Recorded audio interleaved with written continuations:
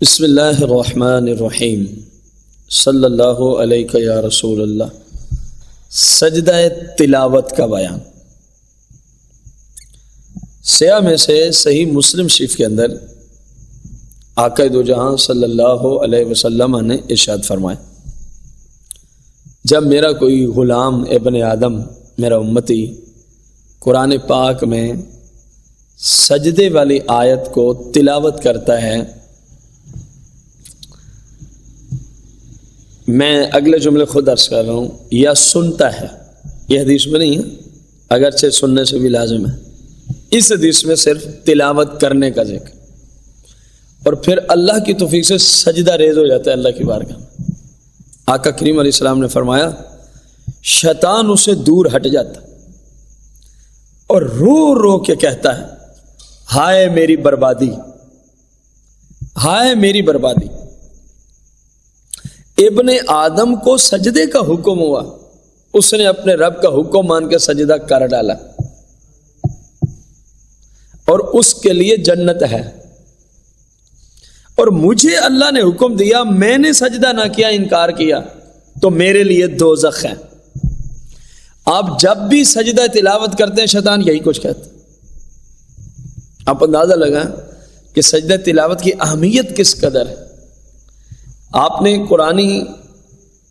قرآن کے اندر جو 14 سجدے ہیں احناف کے ہاں، پورے قرآن میں کوئی آیت سجدہ تلاوت کی یا سنی، آپ پہ سجدہ تلاوت لازم ہو گیا، آپ نے کیا تو شیطان یہی کہتا ہے، ہائے میری بربادی۔ ابن آدم کو حکم ہوا، اس نے سجدہ تلاوت کیا اور جنتی ٹھہرا، اور مجھے حکم ہوا سجدہ کرنے کا، میں نے سجدہ نہ کیا، میں جہنمی ٹھہرا۔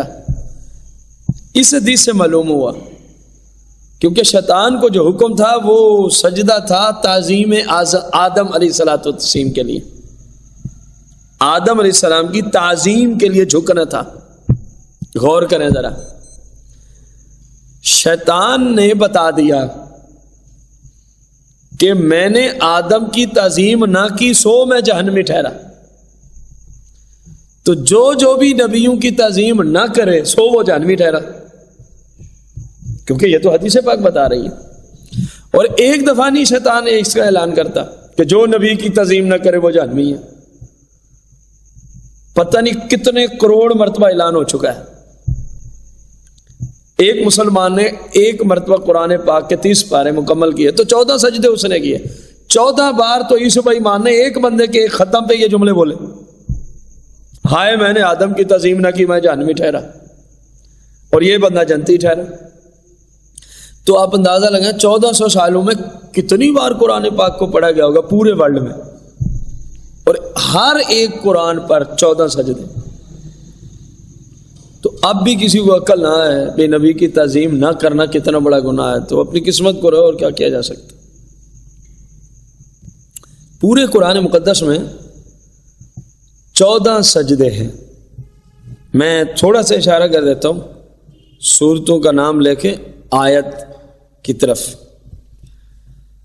سورہ اعراف میں آیت نمبر 206 کے اندر، سورہ رعد میں آیت نمبر 15 میں، سورہ نحل میں آیت نمبر 49، سورہ بنی اسرائیل میں آیت نمبر 107 تا 109، سورہ مریم میں آیت نمبر 58، سورہ حج میں پہلی جگہ، یہ ذہن میں رہے، سورہ حج میں 2 جگہ سجدہ آتا ہے، پہلا جو سجدہ آتا ہے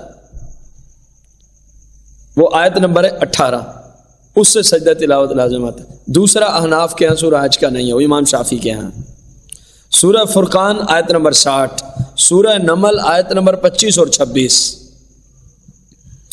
سورہ الف لام تنزیل آیت نمبر 15، سورہ صاد آیت نمبر 24 اور 25، سورہ حامیم السجدہ آیت 37 اور 38، سورہ نجم آیت نمبر 62، سورہ انشقاق آیت 20 اور 21، جبکہ سورہ اقرا میں آیت نمبر 19، اقرا بسم ربک الذی خلق میں۔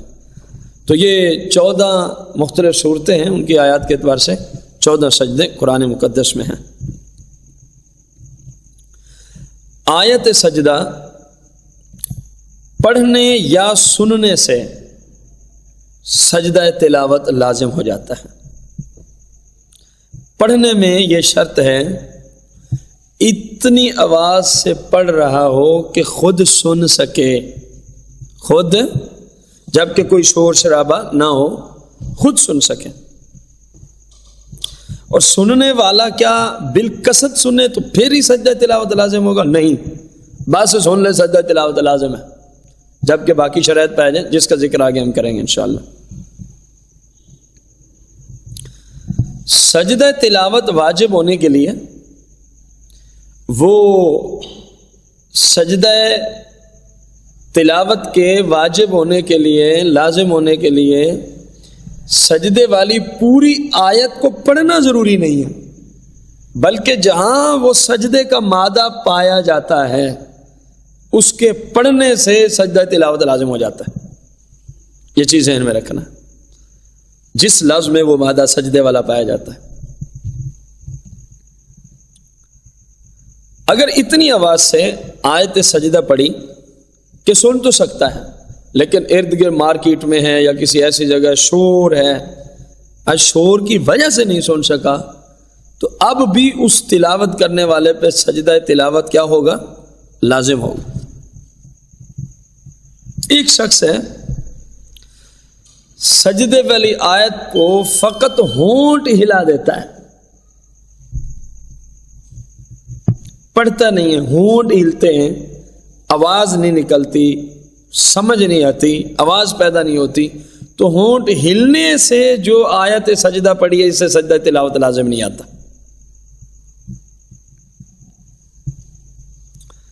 سورہ حج کی آیت نمبر 18 والا جو سجدہ ہے احناف کے ہاں اس کی نشانی ہے کہ پہلا سجدہ ہے وہ سورہ حج میں، وہ تو لازم ہوتا ہے، جبکہ اس کا جو سورہ حج کا آخر میں آیت کے اندر سجدے کا ذکر ہے احناف کے ہاں اس کے پڑھنے سننے سے سجدہ تلاوت لازم نہیں ہوتا۔ البتہ امام شافعی رضی اللہ تعالیٰ عنہ کے نزدیک وہ بھی سجدہ تلاوت ہی ہے، آپ کے نزدیک پورے قرآن میں 15 سجدے ہیں۔ تو اگر باقی شرائط کے ساتھ کسی حنفی نے کسی شافعی المسلک امام کی اقتدا کی، جبکہ سارے شرائط پائے جاتے ہیں خصوصاً عقائد کے، شافعی المسلک امام کی اقتدا کی حنفی المسلک نے، اور اس امام شافعی کے مقلد نے نماز کے اندر سورہ حج کی اگلی آیت، آخری آیت کو سجدہ تلاوت والی کو تلاوت کیا اور وہ سجدے میں چلا گیا نماز کے اندر، تو اب حنفی کھڑا نہیں رہے گا بلکہ امام کی مطابقت میں اس کو بھی سجدہ کرنا ہوگا، جب حنفی اس کا مقتدی ہے، باقی شرائط جب پائے جائیں۔ اللہ تبارک و تعالی ہمیں صحیح معنوں میں دین اسلام کو سیکھ کر عمل کی توفیق عظیم عطا فرمائے۔ بسم اللہ الرحمن الرحیم، صلی اللہ علیہ یا رسول اللہ۔ سجدہ تلاوت کے مسائل ہم سیکھ رہے تھے۔ آیت سجدہ پڑھنے والے پر سجدہ تلاوت اس وقت واجب ہوگا کہ وہ پڑھنے والا شخص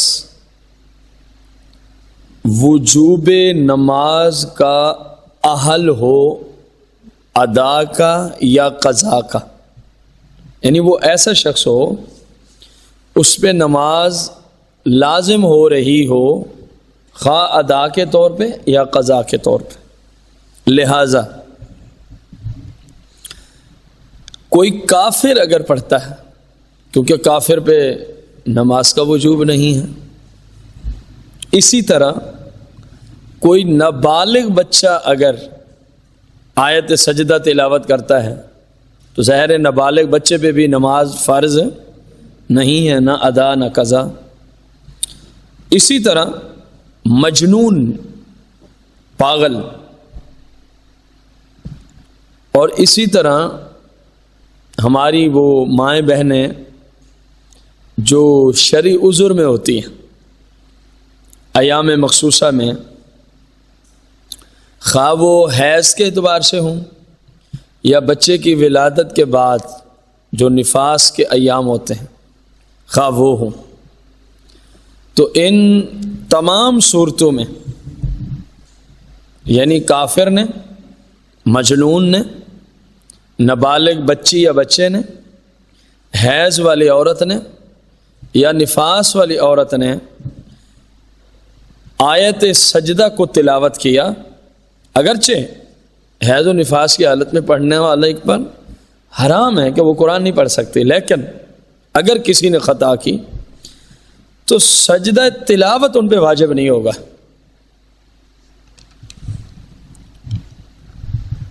البتہ انہی میں سے کسی شخص سے مسلمان عاقل بالغ نے وہ آیت سجدہ سنی، مثلا کافر نے پڑھی، اس پہ تو لازم نہیں کہ وہ نماز کا حال نہیں ہے، لیکن ایک مسلمان عاقل بالغ نے اس سے آیت سجدہ سنی ہے تو اس مسلمان پہ سجدہ تلاوت لازم آ جائے گا۔ اسی طرح حیض و نفاس میں قرآن پڑھنا مطلقاً عورت کے لیے حرام ہے، خواہ وہ زبانی پڑھے خواہ کسی طرح بھی پڑھے۔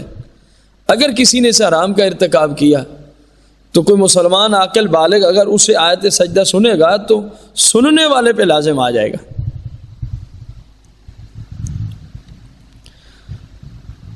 ایک شخص بے وضو ہے یا جنبی حالت میں جس پر غسل فرض، اس نے آیت سجدہ پڑھی یا سنی تو سجدہ اس پہ واجب ہو جائے گا۔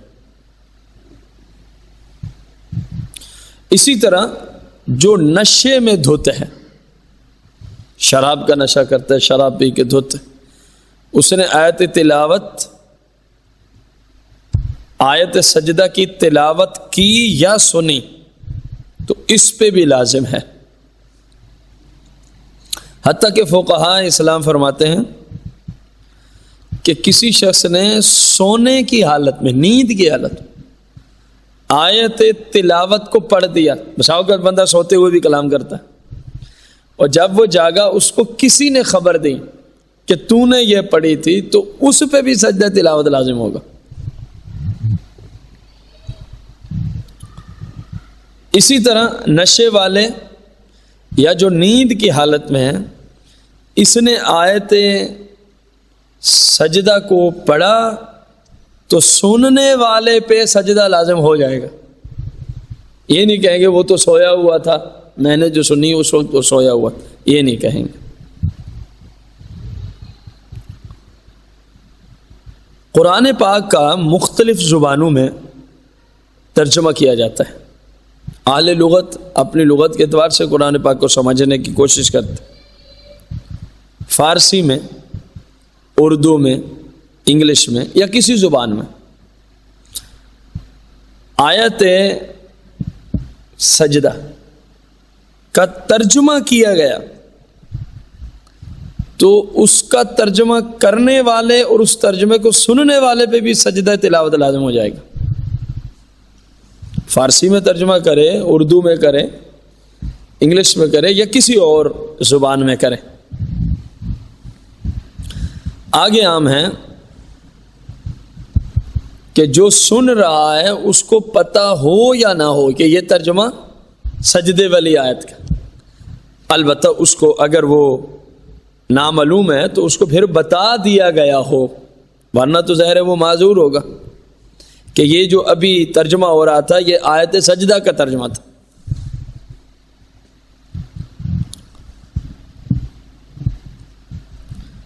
بڑا عام ترین مسئلہ ہے، یہ بہت سارے مسلمان پوچھتے ہیں، خصوصاً جو کمپوزنگ وغیرہ کرتے ہیں، کتابت کرتے ہیں، وہ یہ مسئلہ بہت زیادہ پوچھتے ہیں۔ آیت سجدہ لکھنے یا آیت سجدہ کو فقط دیکھنے سے کیا سجدہ تلاوت لازم ہوگا؟ آیت سجدہ، سجدے والی آیت کو کمپوز کرنے سے، لکھنے سے، کتابت سے، خواہ آپ ہاتھ سے لکھ رہے ہیں یا کمپیوٹر کی مدد سے، کی بورڈ کے ذریعے لکھ رہے ہیں، ان پیج وغیرہ میں یا جتنی بھی معاملات، تو لکھنے سے سجدہ تلاوت لازم نہیں ہوتا۔ اسی طرح آیت سجدہ جیسے لکھنے سے سجدہ لازم نہیں ہوتا، فقط دیکھنے سے بھی سجدہ تلاوت لازم نہیں ہوگا جب تک تلفظ نہیں کرے گا۔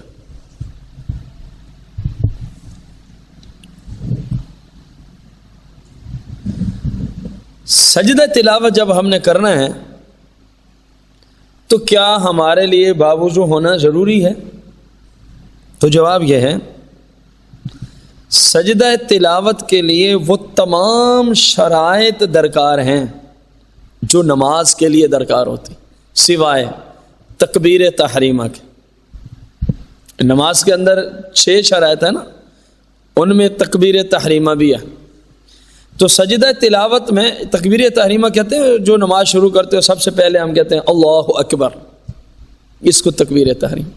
سجدہ تلاوت میں یہ شرط نہیں ہے، اللہ اکبر کہنا یہ شرط نہیں ہے۔ باقی تمام شرائط نماز والے، مثلا طہارت بھی ہونی چاہیے، استقبال قبلہ بھی ہونا چاہیے، نیت بھی ہونی چاہیے، ستر عورت بھی ہونی چاہیے، پانی پر قدرت رکھتا ہے تو تیمم سے سجدہ نہیں ہوگا جیسے نماز نہیں ہوتی۔ یہ ساری چیزیں ذہن میں ہیں۔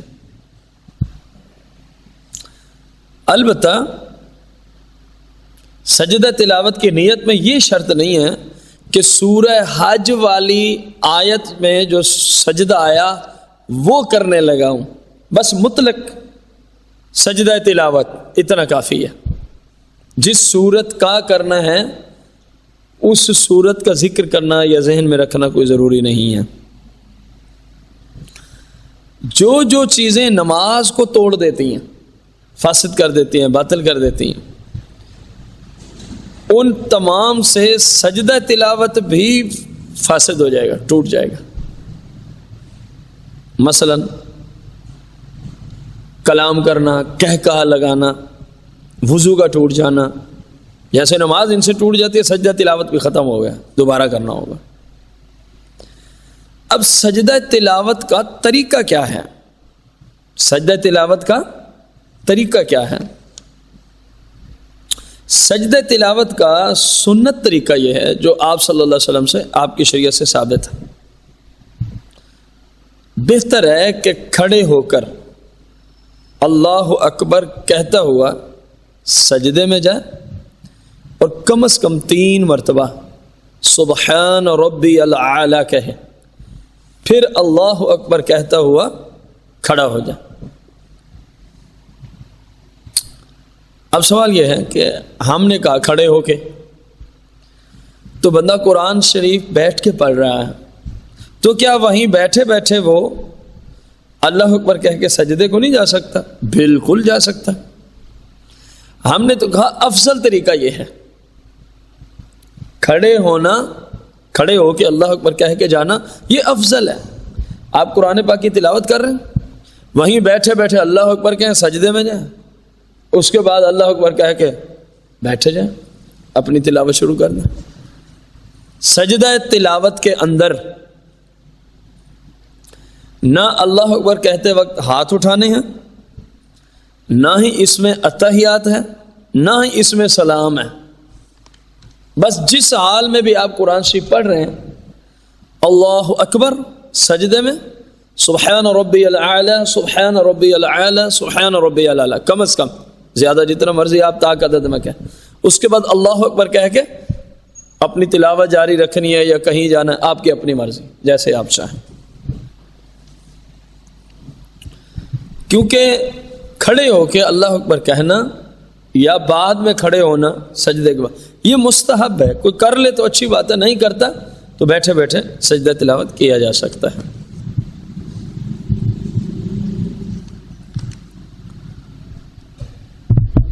بڑا اہم ترین مسئلہ ہے، ایک ہی جگہ بیٹھ کر، جس کو فوقہ کہتے ہیں، ایک ہی مجلس میں اس نے سجدہ کی ایک ہی آیت، سجدہ کی ایک ہی آیت کو کئی بار پڑھا، سجدہ تلاوت ایک ہی لازم ہوگا، جبکہ آیت وہی ہے، اس کو بار بار دہرا رہا ہے، جیسے حافظ قرآن حفظ کرتے ہوئے بار بار دہراتے ہیں ایک ہی آیت کو، ایک ہی جگہ بیٹھے ہوتے، مجلس جب تک نہیں بدلتی ایک ہی آیت کو بار بار پڑھنے سے ایک ہی سجدہ تلاوت لازم ہوگا۔ اسی طرح سننے والے کا بھی یہی حال ہے، اس میں بھی ایک ہی لازم آئے گا۔ ہاں اگر ایک ہی مجلس میں ایک ہی جگہ بیٹھ کر سجدہ کی چند آیات پڑھیں، ایک اور سورت سے، دوسری اور سورت سے، تیسری، تو آپ ظاہر علیحدہ علیحدہ آیات پڑھیے تو جتنی پڑھے گا اتنے سجدے لازم آ جائیں گے۔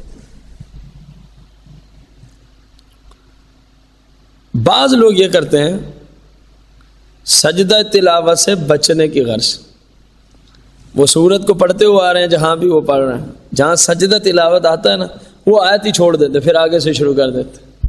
ایسا کرنا شریعت کی روشنی میں مکروہ تحریمی ہے اور یہ گناہ ہے، اس کی اجازت اسلام میں نہیں ہے۔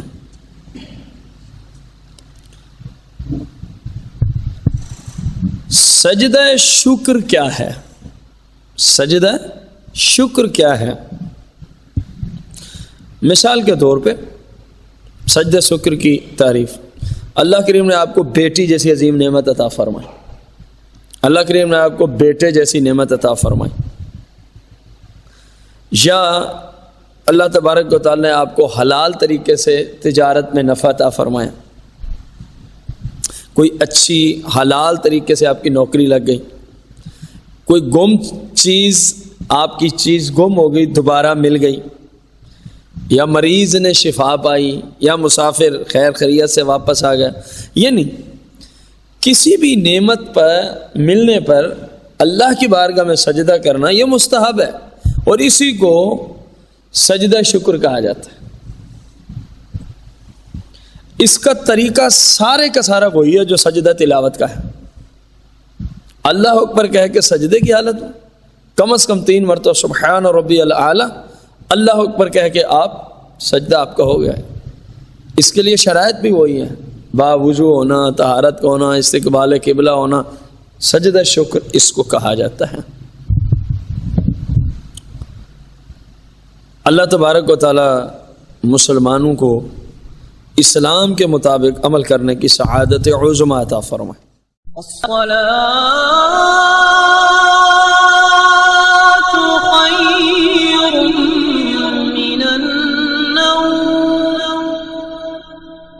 الصلاة